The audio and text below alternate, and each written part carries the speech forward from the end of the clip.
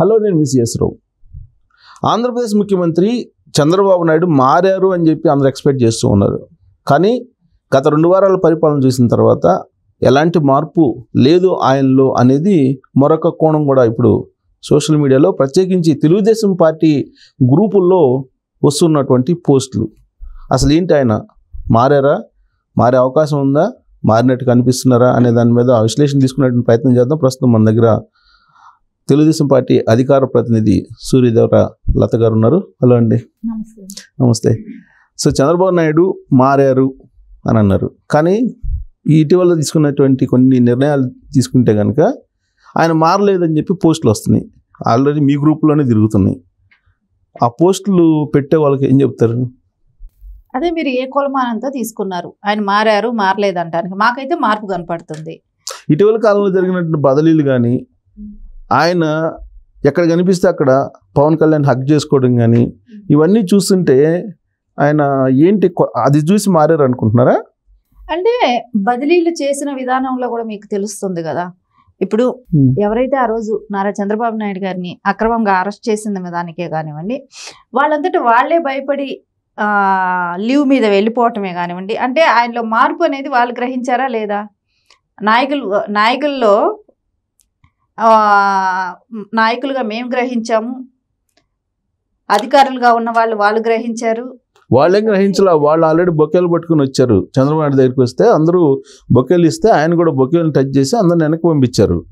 ఎవరైతే తెలుగుదేశం పార్టీ సానుభూతి వల్ల లేదంటే న్యూట్రల్గా ఉండేవాళ్ళు, చట్ట ప్రకారం నిబంధనల ప్రకారం చేసుకునే వాళ్ళు ఎవరైతే ఉంటారో వాళ్ళ జాబ్ వాళ్ళకి గత 2-3 రోజుల నుంచి అపాయింట్మెంట్ అడుగుతున్నారు కానీ కలవడానికి ఇవ్వట్లేదు అంటున్నారు. మరి ఆ రోజున మొన్న బొకేలతో కనపడిన వాళ్ళు దాదాపు 60-70% చంద్రబాబు నాయుడికి వ్యతిరేకంగా లేదంటే జగన్ భక్తులుగా పనిచేసిన వాళ్ళే కదా. జగన్ భక్తులుగా పనిచేసిన వాళ్ళే అవ్వచ్చు, కానీ అంటే ఇప్పుడిప్పుడే సిస్టమ్ గాడిలోకి వస్తుంది.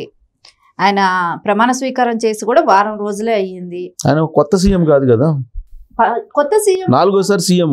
అంటే అందుకేనండి ఒక బేస్ లెవెల్ నుంచి ఆయన క్లియర్ చేసుకుంటూ వెళ్తున్నారు. ఇప్పుడు మీరు ఏమి హోమ్ మినిస్టర్కి చూసినా మీరు అంత ఫ్రీ హ్యాండ్ ఎవరు కూడా ఇవ్వలేదు. అంటే గతంలో చేసిన సీఎంలనే కానివ్వండి ఎక్కడా కూడా చూడండి అంత ఫ్రీ హ్యాండ్ ఎవరికి ఇవ్వలేదు. ఇప్పుడు మా దగ్గర అనిత గారికి చూడండి, ఆవిడ ఇష్టంగా ఆవిడ పని చేసుకోవటానికి స్వేచ్ఛ ఇచ్చారు. అంటే బాబు గారి డైరెక్షన్ లోనే నడవాలి అనేది కాకుండా కూడా ఫ్రీ ఇచ్చారు అనుకుందాం. ఆయన చేసిన ఈ 2 రోజులు ఆయన చేసింది ఏముంది ప్రత్యేకంగా చెప్పుకోవడానికి? 2 రోజుల్లోనే, అంటే 2 రోజుల్లోనే చేయలేదా అని అంటే 2 రోజులకే కూడా 5 సంవత్సరాల నుంచి జగన్మోహన్ రెడ్డి ఇన్ని దారుణాలు చేశాడు. సో దానిలో ఏ రోజు ఎవరికి కూడా ఈ డౌట్లు రాలేదు. నారా చంద్రబాబు నాయుడు గారు వచ్చి వారం రోజులకే ఇన్ని డౌట్లు రేస్ చేస్తున్నారు. అంటే మారిన మనిషి మారుతారు, అద్భుతంగా క్రియేట్ చేస్తారు, క్యాడర్ని ఆదుకుంటారు.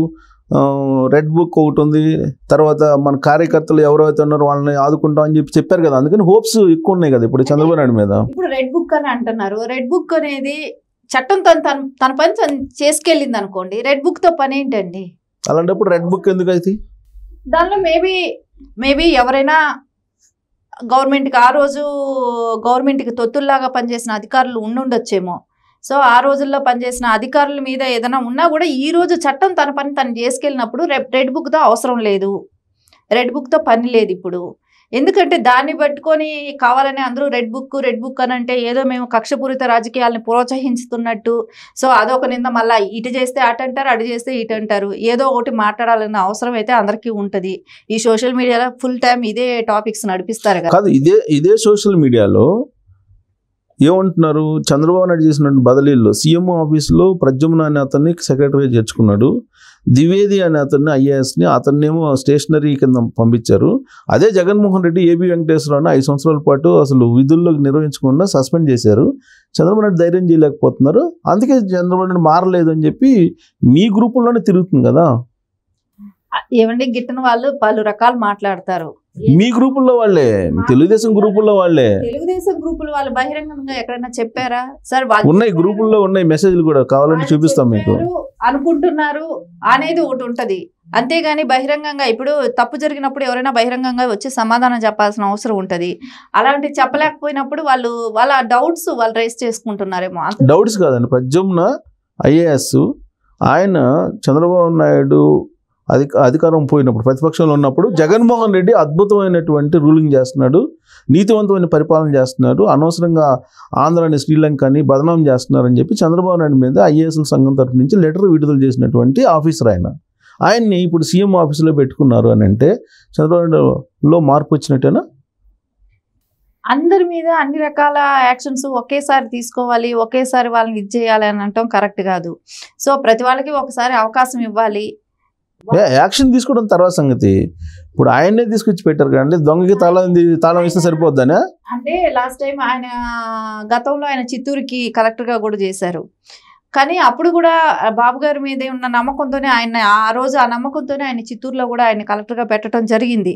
కానీ ఎవరు ప్రెజర్స్ ఉంటాయేమో, కొన్ని ఒత్తిళ్ళ మూలాన ఆయన ఆ రోజు అలా మాట్లాడాలనిపించారేమో, అవన్నీ కూడా ఉండొచ్చు. అంటే క్యాడర్కి తెలియనటువంటి అవగాహన చంద్రబాబు నాయుడు ఉంది కాబట్టి అదే ఆ అపాయింట్మెంట్ జరిగింది అంటారు, అంతేనా? అట్లా కాదండి. వాళ్ళు వెళ్ళి ఏం చెప్పారు బాబు గారికి, ఇప్పుడు ఐఏఎస్ వాళ్ళు వెళ్ళి అదే నేను అనేది, ఇప్పుడు క్యాడర్కి కొంతవరకు ఒక లెవెల్ వరకు తెలుస్తుందండి ఇన్ఫర్మేషన్, అంతకు మించిన ఇన్ఫర్మేషన్ తెలియదు. చంద్రబాబు నాయుడుకి తెలిసిన ఇన్ఫర్మేషన్ హై లెవెల్ ఇన్ఫర్మేషన్, లేదంటే ఆయనకి ప్రాక్టికల్ ఇన్ఫర్మేషన్ ఉంటుంది. క్యాడర్ ఏంటి కొంత ఉద్రిక్తంగా ఉంటుంది కాబట్టి వాళ్ళు ఏంటంటే వీళ్ళందరినీ తీసేయండి అనే యాంగిల్లో మాట్లాడతారు. అలా కాకుండా స్థితప్రజ్ఞతో ఆలోచించి ఆయన చేసిన పని అని చెప్పి భావిస్తారా మీరు? ఇక్కడ మనం ఎంతసేపు ఒక కలెక్టర్ గురించో ఒక దీని గురించి వ్యవస్థ గురించి మాట్లాడుకోవాలి. కలెక్టర్ కాదు, సీఎం ఆఫీసులో సెక్రటరీ ఆయన. రేపు రాష్ట్రంలో ఉండే ప్రతి ఫైల్ ఆయన దగ్గరికి వెళ్తుంది ఖచ్చితంగా. కానీ వ్యవస్థ అంతా కూడా బాబు గారు ఆలోచిస్తున్నారు. సో దీని మూలాన ఇప్పుడు కూటమితో కలిపి ఉంది, ఒక్కళ్ళ డెసిషన్ కూడా అవ్వదు కదా. సో దాని మూలాన బాబు గారిది ఆలోచన కరెక్ట్ కాదని కూడా అనలేమండి. ఆయనకున్న ఎక్స్పీరియన్స్కి ఆయన కరెక్ట్గానే నిర్ణయం తీసుకుంటారు. సో కాకపోతే కొన్ని అంటే ఆ రోజు వాళ్ళు ఏ ఫోర్స్ మూలాన, ఎవరు ఒత్తిడి మూలాన ఏం జరిగింది అనేది వాళ్ళు ఏమైనా వివరించి ఉండొచ్చు. ఇప్పుడు క్యాడర్కి అయినా సరే, ఇప్పుడు ఆయన అధికారంలోకి వచ్చిన తర్వాత 2 వారాల నుంచి క్యాడర్ ఏమో నిస్తబ్దుగా ఉంది, నిస్తేజంగా ఉంది. గ్రూపుల్లోనేమో మేము అనుకున్నది ఒకటి జరుగుతుంది ఒకటి అనేటువంటి ఫీలింగ్లో మొత్తం మెసేజ్లు వెళ్ళిపోతున్నాయి. ఒక క్లారిటీ ఇవ్వడానికి ముందుకు ఎందుకు రాలేకపోతున్నాడు చంద్రబాబు నాయుడు లేకపోతే లోకేష్? ఎందుకండి ప్రతి చోట కూడా ఇప్పుడు ప్రజా దర్బార్ అని పెట్టి లోకేష్ గారు రోజు ప్రజలతో పాటు క్యాడర్ని కూడా కలుస్తున్నారు కదా. మంగళగిరి వరకు ఆయన ప్రజా దర్బార్ మంగళగిరి వరకే కాదండి, ప్రతి వాళ్ళని కూడా లోకేష్ గారు అందరినీ నాయకులతో కానివ్వండి, కార్యకర్తలతో కానీ ఆయన టచ్లోనే ఉంటున్నారు. అదంతా బయట వచ్చేదంతా ఒక అపోహ కానివ్వండి, ఆయన ఖచ్చితంగా క్యాడర్తో అయితే కలిసే ఉన్నారు. ఇంకా నారా చంద్రబాబు నాయుడు గారు ఇప్పుడే కదండి, 2 వారాలు కూడా అవ్వలేదు, 2 వారాలు కూడా అవ్వకనే క్యాడర్కి ఏమీ చేయలేదు అంటే అప్పుడే ఎట్లా చేయగలుగుతారు? ఇంకా పోస్టులు భర్తీ అవ్వలేదు, నామినేటెడ్ పోస్టులు. మీరు కలిసారా చంద్రబాబు నాయుడు? మీరు కలిసారా రిజల్ట్ వచ్చిన తర్వాత? కలవలేదు. ఇంకా కలవలేదా? ఓకే, రిజల్ట్ రాకముందు కలిసాను. సో అప్పటికి ఇప్పుడు అంటే ఒకవేళ కలిస్తే కనుక మీరు ఆయనలో ఏమన్నా మార్పు వచ్చిందా అని అడుగుదామని, అంతే, అంతకు మించి ఏం లేదు. ఓకే, మార్పు ఎందుకు మార్పులు అనేది ఆయన ఎప్పుడు అండి కార్యకర్తల్ని ప్రతి ఒక్కళ్ళని కూడా పేరు పేరున గుర్తుపెట్టుకుంటారు. ఈ రోజు ఆయనకేం అధికారం కొత్త కాదు, అధికారంలో ఉండటం అనేది ఆయనకి కొత్త విషయం ఏం కాదు. అధికారం చూసిన వ్యక్తే, రాజకీయాలుగా 40 సంవత్సరాలుగా ఆయన రాజకీయంలో ఉన్న వ్యక్తే. కానీ అలాంటి ఆయన ఈరోజు మేము వెళ్తే మళ్ళీ ఏదో చూడనివ్వలేదు అనే ద్వారానికి మీరు మాట్లాడతారేమో అని అనుకున్నాను. అది కాదు, కానీ ఆయన జస్ట్ మాకు కూడా ఇప్పుడు వెళ్ళి ఆయన్ని డిస్టర్బ్ చేయటం ఎందుకు, చాలా బిజీగా ఉన్నారు. సో కొంచెం ఒక గార్డెన్ పడిన తర్వాత వెళ్ళి ఆయన కలిస్తే బాగుంటుంది. ఇప్పుడే వెళ్ళి మనము అందరం వెళ్ళి అపాయింట్మెంట్ దొరకకుండా ఇబ్బందులు పట్టం ఎందుకు అనే దాంతోనే కాదు. మీకు ఒక స్పోక్స్ పర్సన్గా ఆయన మారినటువంటి మనిషి, మారినటువంటి లీడరు, గతానికి ఇప్పటికి అనేది ఎక్కడ, ఏ పాయింట్ దగ్గర కనిపిస్తుంది? నేను నేను గత వారం కలిశాను, కానీ అంటే రిజల్ట్స్ బిఫోర్ కలిశాను, ఎగ్జిట్ పోల్స్ వచ్చిన తర్వాత కలిశాను. కానీ ఆయనలో కాన్ఫిడెంట్ బాగా కనపడుతుంది. ఆయన ఏదైతే అంటే వీళ్ళు చేసిన అరాచకాలకంతా కూడా చెక్ పెట్టగలరు అనేది అయితే కనపడుతుంది. ఆయన ఏది కూడా మర్చిపోలేదు. అంటే నేను అనుకోవటం అంటే మీరు కక్షపూరిత రాజకీయాలని అనుకుంటారేమో, అది కాదు నేను చెప్పేది. అంటే రాష్ట్రం ఉన్న వైఫల్యం ఈరోజు గత 5 సంవత్సరాలుగా కూడా చూస్తే ఎంత వైఫల్యం చెందిందో దాన్ని అన్నిటికీ కూడా నేను గాడిని పెట్టగలుగుతాను. సో నేను క్యాడర్కి భరోసా ఇవ్వగలుగుతాను అనే కాన్ఫిడెంట్ ఆయనలో ఉంది. ఎందుకంటే నేను మాట్లాడిన దానిలో నాకు అది అర్థమైంది కాబట్టి చెప్తున్నాను. అంటే అప్పటికే ఎగ్జిట్ పోల్స్ అన్నీ కూడా పాజిటివ్గా వస్తుంది టీడీపీకి. సో కేకే సర్వే లాంటివి కూడా అంత పాజిటివ్గా వచ్చిన టైంలో కూడా కలిసినప్పుడు కూడా ఆయన అందరినీ ఆప్యాయంగా పలకరించడం కానివ్వండి, తెలంగాణలో ఉన్న క్యాడర్కి కూడా అంటే 4వ తారీఖు తర్వాత నేను బిజీ అవుతాను, సో మిమ్మల్ని అందరినీ కలవటం మళ్ళీ మిస్ అవుతుంది, మళ్ళీ లేట్ అవుతుందని ఆయన అందరినీ ఇంటికి పిలిపించుకొని మాట్లాడటం కానివ్వండి, అందరికీ ఒక 1 అవర్ టైం ఇచ్చి అందరితో కూడా సరదాగా మాట్లాడటం కానివ్వండి, పార్టీ గురించి కానివ్వండి, ప్రతి ఒక్క సో ఆ మార్పు గమనించారు మీలో ఆయనలో ఈసారి కాదండి, ఆయనకి ఎప్పుడూ అభిమానం ఉంటుంది. మరి ఇంకా మారిన మనిషి ఉంది, మారారు అంటారు. అదే మనిషి కదా, అదే లీడర్ కదా. అదే లీడర్ అయినా అంటే కార్యకర్తల మీద ఆయనకి ఎప్పుడు అభిమానం ఉంటుంది, ఎప్పుడు గుర్తిస్తారు. సో మీరు అనేది ఏంటంటే గతంలో అధికారులకి ఎక్కువ టైం కేటాయించేవాళ్ళు, సో ఈ టైం అట్లా లేదు, కార్యకర్తలకే ఎక్కువ టైం కేటాయిస్తారు. ఓకే, రాజకీయాల్లో ప్రత్యక్ష రాజకీయాలకు ఎప్పుడు రానటువంటి భువనేశ్వరి, ఈసారి బ్రాహ్మణి వీళ్ళందరూ కనిపించారు కదా ఎన్నికల ముందు. మరి ఇప్పుడు అధికారంలోకి వచ్చిన తర్వాత కూడా ఏదో ఒక పదవుల్లో వచ్చే అవకాశం ఉందా?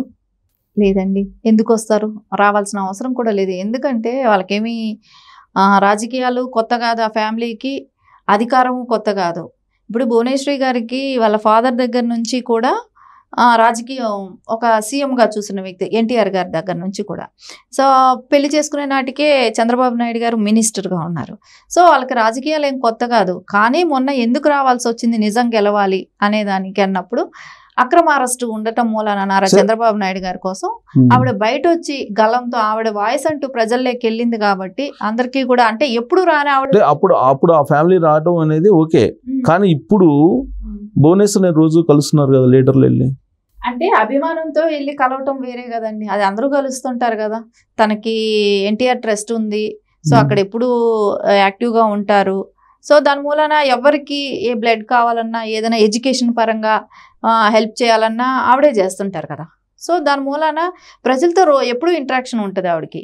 సో ఏ అవసరం వచ్చినా చదువు గురించే కానివ్వండి, ఒక హెల్త్ ప్రాబ్లమే వచ్చి కానివ్వండి, ఆవిడకి డెఫినెట్గా వెళ్ళి కలుస్తారు. సో మాకు ఇట్లా మా పిల్లలు ఉన్నారు చదివించాలనే కానివ్వండి, బ్లడ్ కోసమే కానివ్వండి, ఇట్లాంటివి ఏ అవసరం. అంతే తప్ప ప్రత్యక్ష రాజకీయాల్లోకి ఎంటర్ అయ్యే అవకాశం లేదంటారు? ఖచ్చితంగా లేదండి. ఇద్దరు బ్రాహ్మణి గారు అయితే ఇప్పుడు బిజినెస్ పరంగా బిజీగా ఉన్నారు కానివ్వండి, ఆవిడకైతే ఇప్పుడు రాజకీయాలకు వచ్చే అవకాశం అయితే లేదు. బై ఫ్యూచర్ అయితే చెప్పలేము, అది రాజకీయాలు ఎప్పుడైనా ఏదైనా జరగచ్చు. సో ఫ్యూచర్ లో ఎలా ఉంటుందో చెప్పలేం కానివ్వండి, ఇప్పుడైతే మటుకు అవకాశం లేదండి. అంటే సో ఇప్పుడు జరుగుతున్న పరిణామాలు అసెంబ్లీ చూసినా, అంతకుముందు ప్రమాణ స్వీకారం అప్పుడు చూసినా, ఇవన్నీ చూస్తే చంద్రబాబు నాయుడు వ్యూహాత్మకంగా లోకేష్ని కొంచెం స్లీపర్ అంటే ఒక రకంగా కొంచెం తగ్గించారు అని అనిపిస్తుందా? అలాంటిది ఏమీ లేదు కానివ్వండి, ఎందుకంటే ఇక్కడ కూటమితో పవన్ కళ్యాణ్ గారు ఉన్నారు కాబట్టి అందరికి అలాంటి డౌట్ రావచ్చేమో. కానీ ఆయనకి ఏంటంటే పార్టీ పరంగా, మా పార్టీ పరంగా ఎవరైనా మేము ఆలోచించేది బాబు గారు తర్వాత లోకేష్ గారు. సో అది మీరు ఆ కూటమితో కలిసినప్పుడు బాబు గారు పవన్ కళ్యాణ్ గారు అవ్వచ్చు, కానీ మేము తెలుగుదేశంగా ఉన్నప్పుడు అయితే మాకు బాబు గారు తర్వాత లోకేష్ గారు. గతంలో చాలా మంది 2014 గెలిచినప్పుడు కాబోయే ముఖ్యమంత్రి లోకేష్ అనేవాళ్ళు, కానీ ఈసారి అలాంటిది ఏం లేదు, అసలు ఎక్కడా కూడా వినిపించట్లేదు. అంటే బై ఫ్యూచర్ రేపు పొద్దున బాబు గారి తర్వాత లోకేష్ గారే, అంటే కూటమితో కాదండి. సో టీడీపీ ఇండివిజువల్గా తీసుకున్నప్పుడు బాబు గారి తర్వాత లోకేష్ గారే అవుతారు కదా. సో మా పార్టీ అధ్యక్షులైనా కూడా రేపు పొద్దున మేము ఎవరైనా కూడా ఇప్పుడు అందరితో టచ్లో ఉండే నాయకుడు ఎవరు?